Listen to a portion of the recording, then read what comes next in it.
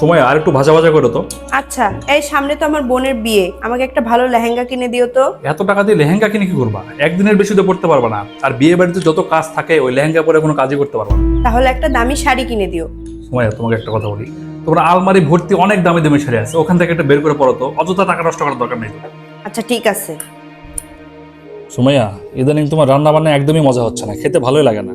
এই খারাপ রান্নায় তোমরা যেভাবে পাতিলে পাতিলে শেষ করো, ভালো রান্না করলে না জানি কি করতা। কি? কিছু না, রাতে কি খাবে বলো। অনেকদিন পরোটা খাওয়া হয়নি, পরোটা ভাজো, তাহলে গরুর মাংস দিয়ে খাবো। আচ্ছা এই রাতের খাবারটা এখানে বসে খাবো, দাও তো। আচ্ছা, এই নাও তোমার রাতের খাবার। আমার না পরোটার মাংস খাওয়ার কথা, এগুলো মুড়ি কেন দিছো? পরোটা করতে অনেক তেল লাগে, আর তেলের যে দাম বাবারে বাবা। আরে বাবা, তেল তো কিনে আমি, তোমাকে তো কিনতে হয় না, তাহলে সমস্যাটা কোথায়? আরে এখানেই তো শেষ না, মাংসে তো অনেক মশলা দেওয়া, এত তেল মশলাযুক্ত খাবার খেলে শরীর খারাপ হবে, হার্টের সমস্যা, কিডনির সমস্যা, তারপরে হাসপাতালে ভর্তি হতে হবে। কত টেস্ট দিবে, ওষুধ দিবে, কত টাকা খরচ হবে হিসাব আছে? কি বলো না বলো সুমাইয়া, তাই বলে মুড়ি খাবো রাতের বেলা? দেখছো আমার বুদ্ধি খাটায় তোমার কত টাকা খরচ হওয়া থেকে বাঁচালাম। হুম।